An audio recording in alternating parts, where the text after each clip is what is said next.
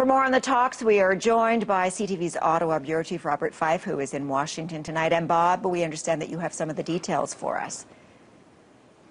Well, Sandy, I should say, first of all, the Prime Minister's office and the White House are keeping a tight lid on tomorrow's talks.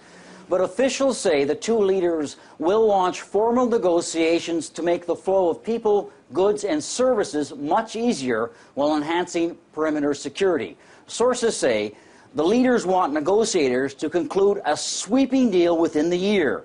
It would mean joint border inspection facilities to speed up the movement of goods, the relocation of U.S. food inspectors at Canadian plants and vice versa, greater sharing of intelligence, and harmonizing regulations on everything from food to manufactured goods, cooperation on building of bridges, roads, and rail links, and greater use of biometrics to track travelers in real time.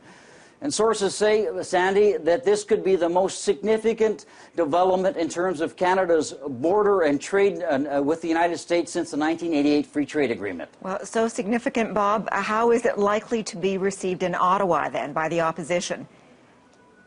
Oh, I think the opposition parties will, who are already complaining that the Prime Minister hasn't given them any information on this, they will argue that Canada's sovereignty is at risk and Canadian privacy concerns are at risk as well. And you could bet that if there is an election this spring, this will be the central issue in the election campaign. Okay. Thanks, Bob. For some analysis on that meeting, I'm joined now by Bruce Hicks from the University of Montreal. Hello there. Good to see you.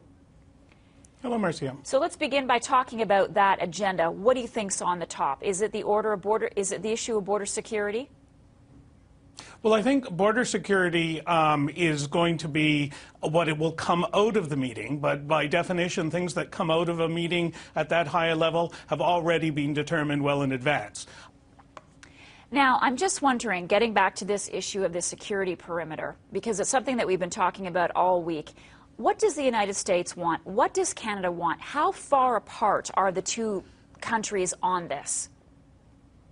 Well, you know, first of all, it's incredibly hard to negotiate with the United States because it has all the marbles in its basket. You know, we need the United States to do business. The United States, while a lot of trade comes from Canada, they can easily take trade elsewhere. You know, they hand out favored trading nation status as a reward to people in order to change foreign governments' policies. They know they have all the marbles. So it's hard sitting down and negotiating. Since September 11th, it's become increasingly difficult to cross the border, and I think you know, Stephen Harper, under pressure from business groups, would like to ease that. The challenge is, in order to ease that, you've got to convince the Americans that Canada is not a threat. There's a perception that there's a threat. There's a new General Accounting Office study that came out this week that claims it's the most porous threat to America, with only 10% defended.